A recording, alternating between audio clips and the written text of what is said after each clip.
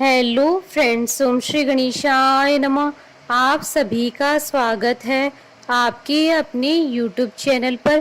Friends, आज हम आपको इस वीडियो में बताने जा रहे हैं श्रावण मास महात्म के 20वें अध्याय की कथा के बारे में, जिसको सुनने मात्र से ही आपको सभी कार्यों में मिलेगी सफलता।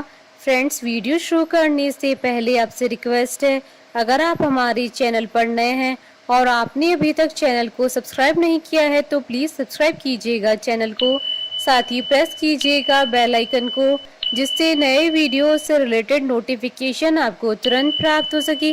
और वीडियो पसंद आने पर वीडियो को लाइक और शेयर जरूर कीजिएगा, ताकि सभी भक्तों को इस वीडियो का लाभ प्राप्त हो सके। और कमेंट बॉक्स में ओम नमः शिवाय जरूर लिखिएगा।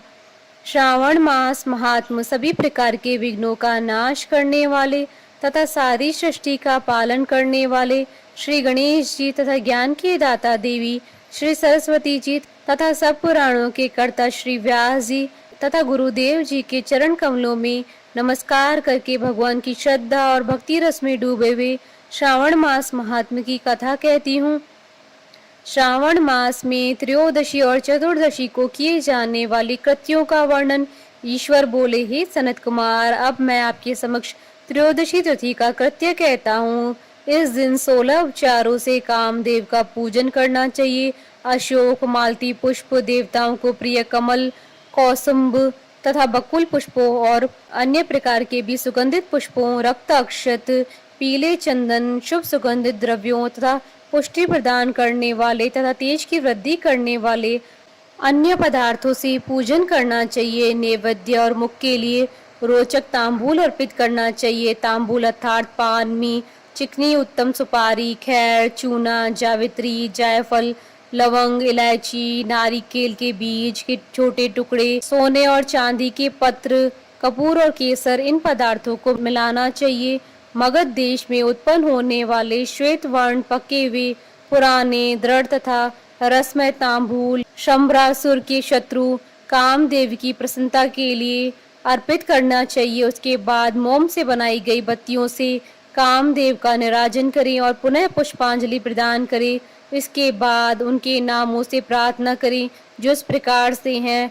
समस्त उपमानों में सुंदर तथा भगवान का पुत्र प्रद्युम्न, मीन केतन, कंदर्भ, अनग, मनमथ, मार, कामात्म संभूत, जश केतु और मनोभाव कस्तूरी से सुशोभित, जिनका वक्षस्थल आलिंगन के चिन्हों से अलंकृत है।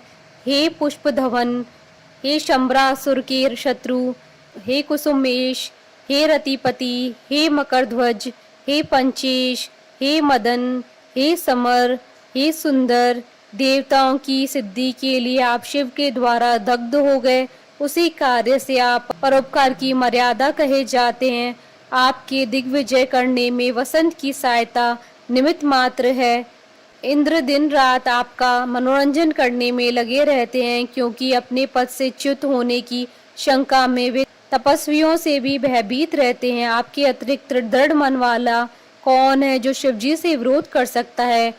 पर ब्रह्मानंद के समान आनंद देने वाले आपके अतिरिक्त दूसरा कौन है? तथा महामोह की सेनाओं में आपके समान तेजस्वी कौन है? अनिरुद्ध के स्वामी और मलयगिरी पर उत्पन्न चंदन तथा अगरू से श्वासित विग्रह वाले जो देवेश कृष्ण पुत्र हैं, वह आप ही हैं।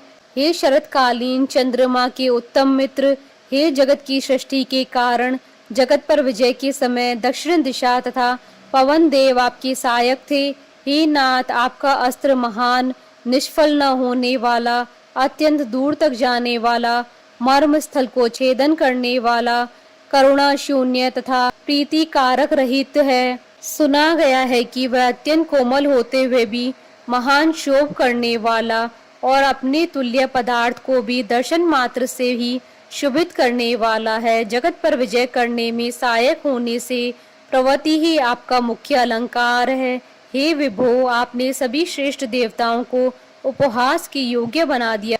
हे मानद, यह वर्णन मैंने मुख्य रूप से किया है, अधिक कहने से क्या लाभ है। इस लोक में अपने वश में रहने वाले ब्राह्मण विरले हैं।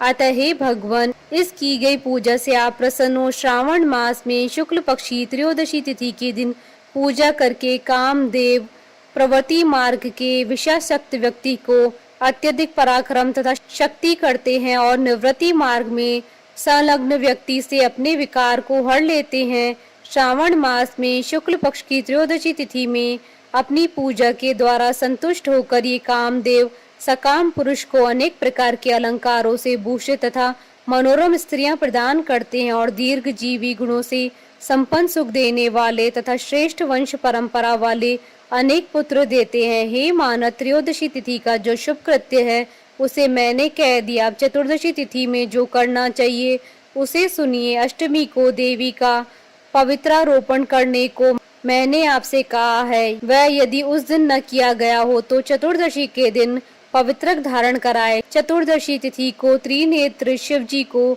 पवित्रक अर्पण करना चाहिए। इसमें पवित्रक धारण कराने की विधि देवी तथा विष्णु जी की पवित्रक विधि के समान ही है। केवल प्रार्थना तथा नाम आदि में अंतर कर लेना चाहिए। शैव, आगम तथा जाबाल आदि ग्रंथों में इसकी जो विधि है उसी को मैंने कहा है। विकल्प में इससे जो कुछ विशेष है उसे मैं आपको बताता हूँ। 11 अथवा 48 अथवा 50 तारों का समान ग्रंथि तथा समान अंतराल वाला पवित्रक बनाना चाहिए। पवित्रक 12 अंगुल प्रमाण के, 8 अंगुल प्रमाण के, 4 अंगुल प्रमाण के अथवा पूजित शिवलिंग के विस्तार के प्रभाव वाले बनाकर शिवजी की प्रसन्नता के लिए अर्पण कर देने चाहिए। विधि पहले बताई गई है, फल आदि पहले कहे जा चुकी हैं। जो इस व्रत को करता है वह कैलाश लोक को प्राप्त करता है। हे वत्स, मैंने यह सब आपसे कह दिया, अब आप और क्या सुनना चाहते हैं? इस प्रकार श्री स्कंद पुराण के अंतर्गत ईश्वर सनत कुमार संवाद में श्रावण मास महात्म्य में त्रयोदशी चतुर्दशी कर्तव्य कथन नामक 20वां अध्याय पूर्ण हुआ। बोलिए भगवान शंकर माता पार्वती जी की जय। हमारे साथ इस वीडियो में अंत तक बने रहने के लिए आपका धन्यवाद। ओम श्री गणेशाय नमः। ओम नमः शिवाय।